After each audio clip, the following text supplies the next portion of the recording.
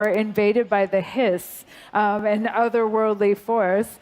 They kill the current director of the FBC, and Jesse is chosen to be the new director and has to get the house back under control. That's a rough first day. Yeah, it's hard.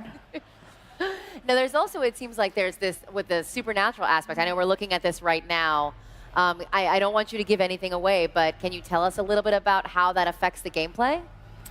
Well, Jesse has supernatural abilities that you're going to hopefully see in a little one. And there's the service weapon, which is this transforming gun that only the director of the Bureau can use.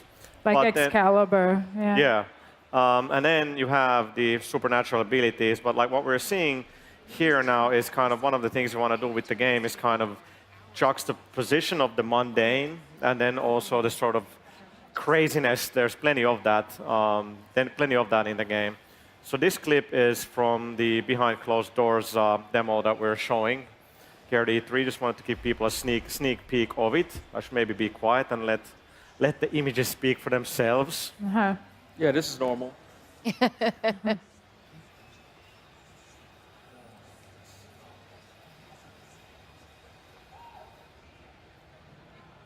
So it's very strange. We have some of the people that are floating, and then there's this other one that's actually not.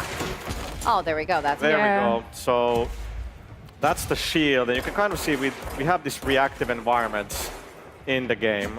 There's quite a bit of destruction, and now we're using one of the supernatural abilities there, very deadly chair, and we're going to use the shield again. You can see how the environment kind of reacts to all of that. Like when Jesse pulls up the shield, the objects nearby will start to levitate as well. So there's a lot of sort of... So this environmental destruction, how does it affect the gameplay? Can you use it to your advantage, or you can use it against your enemies offensively as well? Absolutely. Yeah, you can see that she can pick up things like the fire extinguishers and the clock and other elements and hurl them at the enemy. She can pick up debris and use it as a shield. And she'll get other abilities that will allow her to manipulate the environment as well.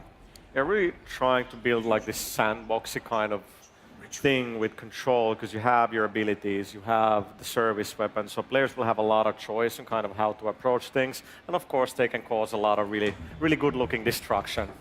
So what brought Remedy to Control? Like, why did you want to make this game?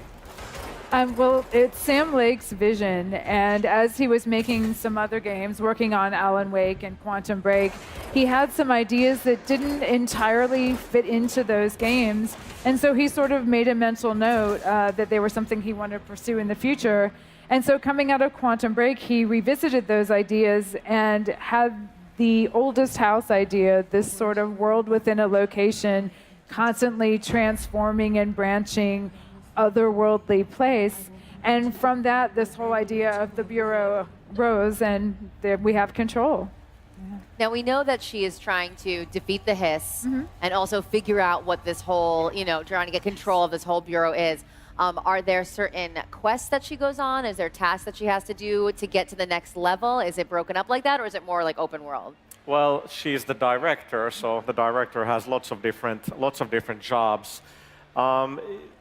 Definitely not open world. Just want to make sure we're talking in the right terms. It's much more of a kind of open-ended game than what we've done before. It's more of a sandbox. You can actually kind of, now we just end the demo right there, just as I wanted to point some things out. Yeah, there's a big sort of exploration aspect to the game as you kind of traverse through the oldest house. So you do have your story missions, but then there's lots of side missions in the game as well.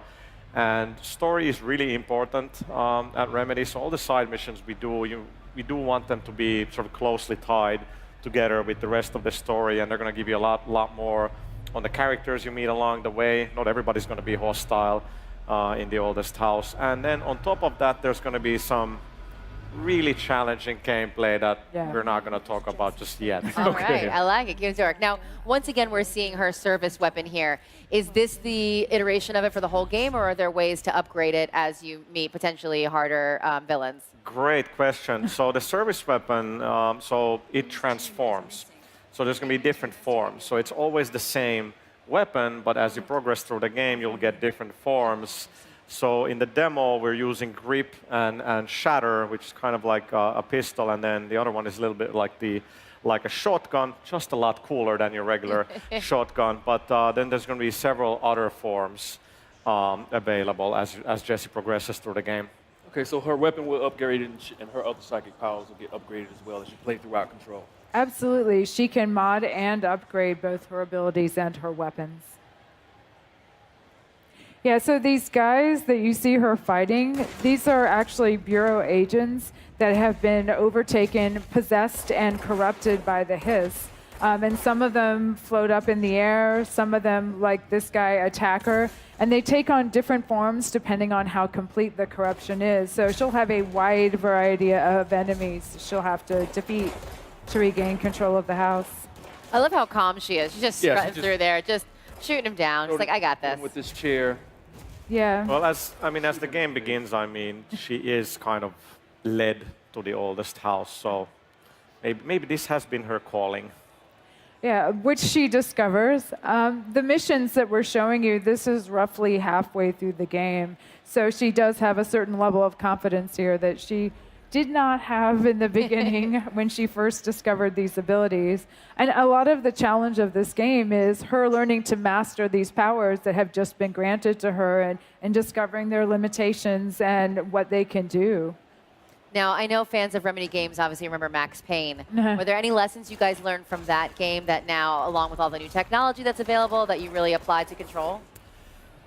Yeah, I mean, you learn from every game, right? And we've internally talked a lot about, especially with Mixo, who's the game director on Control, how kind of Max Payne 2 really had everything. It had a great story, great action, a lot of replay value, and we kind of really want to make sure that Control has those same things, but we're bringing that sort of storytelling and mystery and those aspects definitely from Alan Wake into Control. I mean, you learn from every game, and I think it's been great to hear that when the trailer debuted in the PlayStation media briefing, which was an incredible moment for us. We've been working for so long to get there, and when people are like, what is that game? Yeah. Like, and then 30 seconds in, I could hear people around me like, is that a Remedy game? And I was like, there is that trademark kind of visual aspect to our game, so that was very cool. Yeah, I mean, it's not just learning from our past games, though.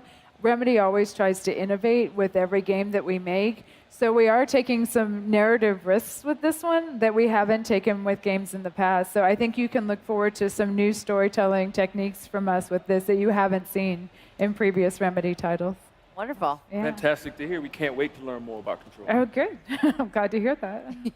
Anything else you want to share with the PlayStation fans before we wrap this little segment up? Well, we're just super excited to be on the PlayStation platforms. It's just great to be able to make a game for that audience, and I think this one will be the best Remedy game yet. I know it's a very kind of marketing kind of statement you might expect, but I know the team home, they were watching the briefing. It was like 3 a.m. back home in Finland, so shout out to the team back in Espoo. Yeah. Done a great job. So that was just an incredible moment, and we won't let you down.